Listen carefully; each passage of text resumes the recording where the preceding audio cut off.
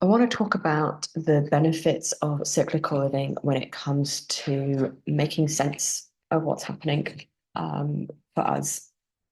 Uh, Start with a couple of examples. So, with a friend last month who um, was sharing that out of nowhere, they've suddenly experienced this sort of crisis of confidence.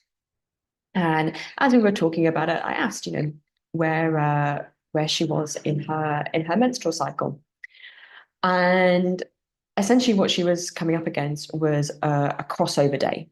So the days between phases of the menstrual cycle, particularly, but I think this is true for any cycle, these like transition moments can be a little bit bumpy. And it's not good or bad, it's just it can be a little bit bumpy. Transitions tend to be like that. So I suggested that she marked it in her calendar so that she had more awareness for herself. And she messaged me last week to say day 17 again. Because she had it in her calendar and understanding that like that's what was going on for her, she was able to detach from this kind of crisis of confidence. She knew not to kind of like make any big decisions, to to be with herself in these moments without making it extrapolating to be the truth about what was going on in her life. And funny enough, the next day it's like, oh, things shifted again.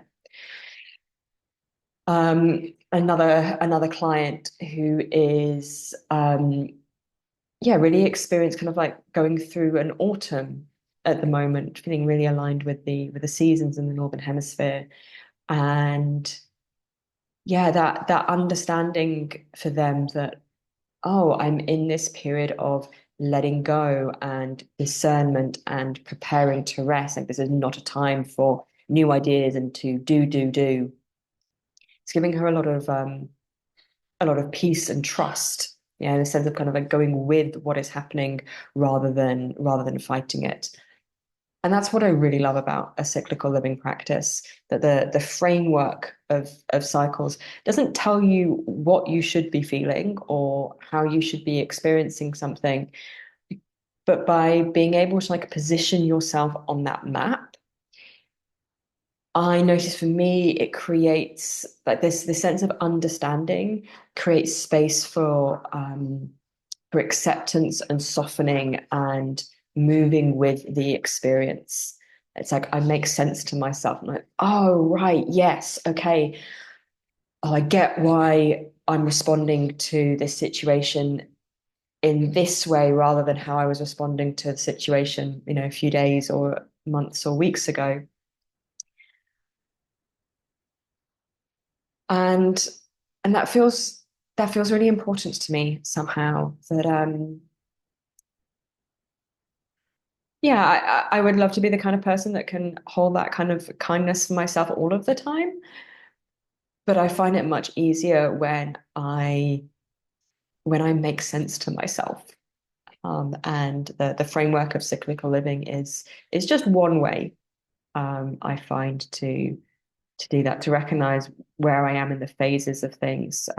Is it an opening? Is it a closing? Like what wisdom what wisdom is here for me in this phase of being. Um, yeah, especially as a recovering perfectionist, it can be easy to tell myself a story that there is like one right way to be, and when I'm not that somehow I'm doing it wrong.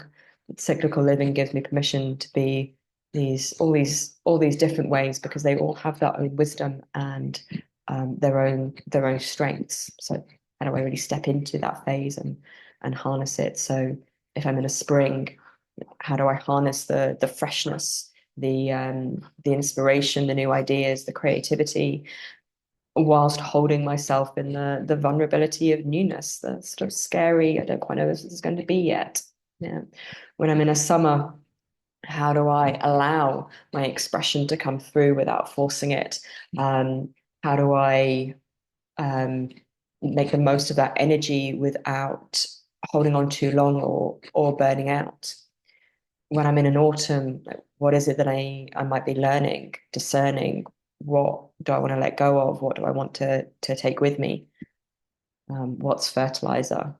And then in the winter, like how do I give myself that space to pause and to rest, to allow the stillness through which the new cycle will eventually emerge.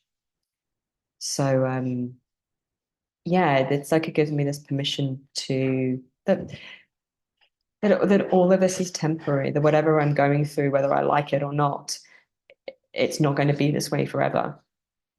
So how do I make the most of it and hold it lightly at the same time? Really great practice for polarities. So if you're curious to learn more about cyclical living, I will put a couple of resources in the comments below, but please feel free to ask questions and yeah, tell me your experience. Um, how do you use something like the cyclical framework to support your understanding and sense making? How does it help you cultivate more more softness in the face of reality? Do you use a different framework? I'd love to hear if there's something else that you use that you find really helpful for positioning you in time and space. Yeah, thanks so much for being with me, and I will see you next time.